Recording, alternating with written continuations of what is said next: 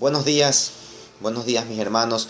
Hoy les voy a hablar de una persona extraordinaria, una persona a la que he llegado más que a admirar, a tener una devoción religiosa, y es que hablar de la beata Mercedes de Jesús Molina y Ayala es algo que inspira, es encontrarse con el verdadero sentido de lo que es el sacrificio, la humildad, obediencia y santidad. Muy poco la conocemos. Aquí, al menos en la ciudad de Guayaquil,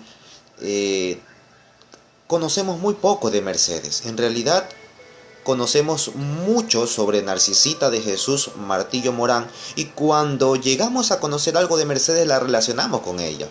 Y bueno, y no es algo erróneo, puesto que ambas fueron muy amigas y vivieron incluso juntas y compartieron ese sentido de la santidad. Pero Mercedes tiene una historia aparte. Mercedes Molina tiene una historia de amor, de santidad, a la que nosotros los guayaquileños estamos llamados a darla a conocer. Pienso yo, y lo he dicho, que hemos sido injustos, la historia ha sido injusta con Mercedes, Guayaquil ha sido injusto con Mercedes. A duras penas una pequeña plaquita de no más de 30 centímetros tenemos de Mercedes en el Hotel Continental donde ella vivió. Obviamente en ese entonces no era el Hotel Continental, y es todo lo que se ha hecho por ella. Pienso que debemos enaltecer más su nombre, su legado. Aquella misionera que no dudó en ir a Gualaquiza a evangelizar, cuando en aquella época, imagínense ustedes hoy en día lo difícil que es evangelizar en el Oriente. En aquella época, con los medios de transporte tan limitados, el clima, y más aún una mujer sola, todo eso lo arriesgó Mercedes por llevar la luz del Evangelio a un lugar donde nadie conocía la verdad, donde nadie conocía a Cristo Jesús. Mercedes lo hizo, y lo hizo con amor y entrega, lo hizo con pasión hacia su esposo Jesucristo. Pero ¿quién fue Mercedes? Mercedes María de las Mercedes de Molina y Ayala nace en Baba, un pequeño pueblito, un pequeño hoy cantón. Hoy pertenece a la provincia de Los Ríos, fundada por el excelentísimo doctor Gabriel García Moreno. En aquella época, Baba pertenecía al departamento de Guayaquil, la provincia del Guayas. Por eso pues que la conocemos como la Rosa del Guayas. Mercedes nace un 20 de febrero de 1828. Y aunque en la literatura actual tenemos una fecha errónea, puesto que se pensaba que nació un 24 de septiembre, puesto que, como dice el primer biógrafo, el padre Eliodoro Villafuerte, quien escribió apenas a 3 años de muerta en olor a santidad nuestra beata, es decir, en el año 1886, porque Mercedes fallece en 1883 en Riobamba. ¿Qué pasa? Que todos los biógrafos, a raíz del padre Eliodoro Villafuerte, incluido el excelentísimo padre Hugo Vázquez, Eliezer Fajardo, Carlos Mesa, etcétera, etcétera, todos concretan en que Mercedes nació un 24 de septiembre, puesto que, como no existe la fe de bautismo, que se incendió probablemente en Baba, y en honor a que en aquella época, y hasta el día de hoy, en el campo más que todo, se tenía la costumbre de ponerle el nombre a su hijo o hija de acuerdo al santoral del calendario romano. Y si pues nació en septiembre, fiesta de las Mercedes, y la niña se llama Mercedes, pues encaja la situación. Sin embargo, hoy en día sabemos que es erróneo, y todo fue gracias a una investigación del excelentísimo licenciado Ezio Garay Arellano, un gran genealogista e historiador guayaquileño, quien encuentra la fe de bautismo de Mercedes en un pueblito llamado Pueblo Viejo, también de la provincia de Los Ríos, hoy provincia de Los Ríos, en la parroquia San Francisco de Asís. Él encuentra el documento, la fe de bautismo, y la fe de bautismo dice lo siguiente: la niña María de las Mercedes fue bautizada el 5 de marzo de 1828, a 15 días de haber nacido. Sus padrinos fueron don Sebastián Puga y su madrina María Arbeláez. Su padre, por supuesto, José Miguel Molina y su madre, doña Rosa de Ayala y Aguilar, doña Rosa Ayala. ¿Qué pasa? Que este documento lo publica Ezio Garay Arellano en el periódico El Telégrafo en el año 2003. Y a partir de ese documento nosotros ya tenemos la fecha exacta de su nacimiento. Recordemos que antes no existía el registro civil, lo que nosotros conocemos como el registro civil y cedulación, que fue fundado en el año 1901 por el general Eloy Alfaro Delgado. Hasta antes de esa fecha, el único documento legal que certificaba el nacimiento de un individuo era su fe de bautismo, y más aún en el Ecuador, un país que era y es en su mayoría católico. Entonces, Mercedes nace en esa fecha. ¿Qué pasa? Que aunque Heliodoro Villafuerte comete un error, y no es para menos, no es que el padre Heliodoro Villafuerte haya sido un inexperto historiador, todo lo contrario, fue un gran historiador, un gran escritor. Sin embargo, a escribir a apenas 3 años de la muerte de su biógrafa, de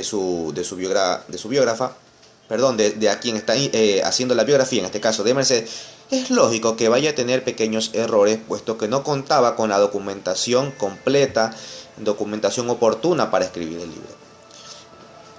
Heliodoro Villafuerte manifiesta que el papá de Mercedes, don Miguel Molina, fallece a los 40 días de haber nacido Mercedes. Bueno, ese error es falso. En realidad fallece en el año 1830 a los 2 años de Mercedes Molina en vida. Esto significa un gran problema para la familia, pero no en la parte económica, puesto que esta familia, los Molina y Ayala, eran grandes importadores de cacao. Era una hacienda, Guayabo, donde ellos tenían este tipo de productos, café, cacao. Pero ellos tenían mucho dinero, tenían haciendas en Pueblo Viejo, por eso es que es bautizada en Pueblo Viejo, en Baba mismo, tenía casa en Guayaquil, es decir que era una familia de cuantiosa fortuna. Mercedes desde pequeña dio ese indicio de su religión católica, de su devoción principalmente a María Santísima, y ella quiere tomar la devoción de las madres carmelitas, la vestimenta. Por supuesto, era visto como una ilusión de una niñita, le aceptan hasta cierta medida. Ella crece y lamentablemente a la edad de 15 años, ella sufre otro dolor que le embargará y le marcará durante toda su vida, y es la pérdida de su mamá, doña Rosa Ayala. Fallece cuando Mercedes tenía 15 añitos. Cabe recalcar que la madre de Mercedes realiza todo lo concerniente para el acto del sacramento de la confirmación, que Mercedes lo realiza en el año de 1839 por la imposición de manos del excelentísimo obispo Monseñor Francisco Javier de Garaycoa y Yaguno, quien además no solo bautiza en ese año, no solo confirma en la fe en ese año a Mercedes, sino que también lo hace con Narcisita, Santa Narcisa de Jesús Martillo Morán, en el mismo año, pero en diferentes lugares. Narcisa es confirmada en la iglesia parroquial de Daule y Mercedes en Baba. Mercedes le lleva 4 años de más a Narcisa. Una es confirmada a los 7 y la otra a los 11. Esta es la infancia de Mercedes Molina. Una niña que crece en principios, en valores cristianos, pero no por eso una niñez bastante pomposa, bastante llena de lujos, llena de dinero. No le hacía falta en realidad nada. Pero cuando muere doña Rosa y Ayala, Mercedes hereda parte de la fortuna. ¿Y cuál era esa parte de la fortuna que hereda Mercedes? Y es una casa en Guayaquil, tierra para la producción del cacao y el café, y dinero en efectivo, una cuantiosa cantidad de dinero en efectivo. Mercedes, a raíz de la muerte de su mamá, se queda al cuidado de una tía materna. Pero ¿qué pasa? Que por aquella época su hermana mayor, María Molina y Ayala, se casa con un señor de nombre Ramón Vergara y se van a vivir a Baba, a un pueblo en Baba, una de las haciendas que había heredado María Molina. ¿Y qué pasa? Que Mercedes decide viajar para Guayaquil y se queda a vivir con una señora quien era muy apegada a la familia Molina de Ayala, una señora de la alta aristocracia guayaquileña llamada Rosalía de Aguirre y Olmos. Una señora muy buena, cristiana, católica, con principios y valores, adopta a esta niña, le hace formar parte de la familia. Y ella vive muy feliz casi durante 5 años. Pero ¿qué pasa? Que en el transcurso de este tiempo, un joven llamado Mario Durán se enamora de Mercedes. Se enamora al punto de perseguirla, acosarla. En realidad fue un amor, ya que Mercedes, pues según los biógrafos, y más aún según el padre Eliodoro Villafuerte, quien toma testimonio de algunos de los confesores de Mercedes, entre ellos el padre Domingo García, manifiesta que Mercedes era muy hermosa, una niña hermosísima, fina, culta, con gran conocimiento, sabiduría, cantaba, tocaba guitarra, violín. Bueno, ¿qué hombre no hubiese querido para sí una esposa así, no? Pero ¿qué pasa? Que don Mario Durán era un hombre casado. Eso Mercedes, cuando se entera, corta relaciones con este tipo, ya que ella considera, y así es, un acto repugnante, que no va contra los principios, la ética y la moral de la cual ella ha sido criada, y lo corta. Esto desencadena una ira en este señor, quien empieza a difamarla. La sociedad guayaquileña no entiende esto, y empieza a verla como una loca, como una desdichada. Pero en realidad Mercedes solo estaba haciendo la voluntad del Señor, mantenerse íntegra y cultivar esa limpieza en el gran y templo del Espíritu Santo que es nuestro cuerpo. Mercedes cultiva esa santidad en su cuerpo y no permite eso llamado adulterio, que es un pecado mortal. No lo permite Mercedes.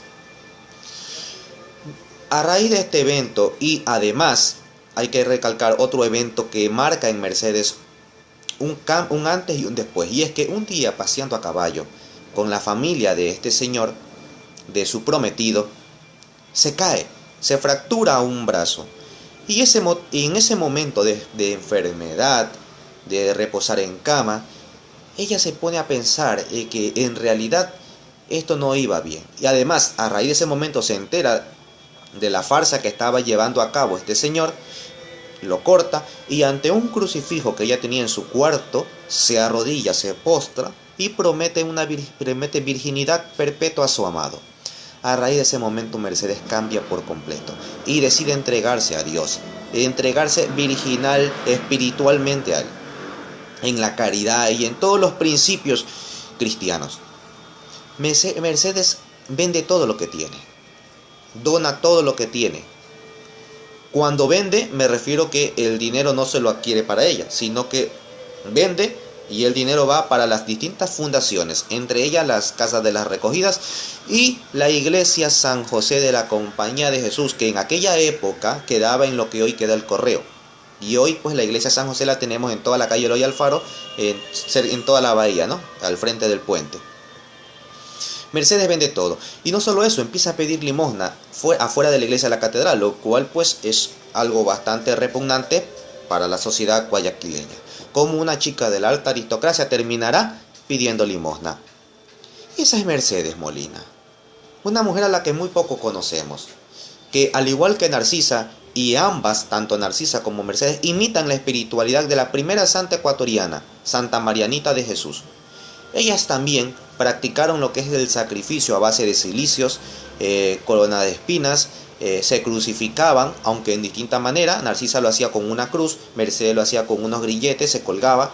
Bueno, aunque esto quizás suena un poco bastante perturbador, uno dirá, bueno, a lo mejor no estaban en sus cabales. No, esa era la forma espiritual. Además que ellas consultaban con sus confesores espirituales y ellos les permitían, puesto que no ponía en riesgo su salud y su vida, pero eso les alimentaba espiritualmente a ellas. Esa era la forma de sufrir, de expiar los pecados que el mundo entero llevaba a cabo. Ella se sentía igual que el crucificado. Ella quería sufrir igual que Cristo, así como Cristo sufrió por ella para salvarle. Esa era su espiritualidad. No era algo horrendo, en realidad algo piadoso, algo de caridad. Eso realiza Mercedes, muy poco en realidad conocemos. Si nosotros viajamos hoy en día a Riobamba, nos vamos a dar cuenta que existen ahí distintos instrumentos que ella utilizaba para el sacrificio.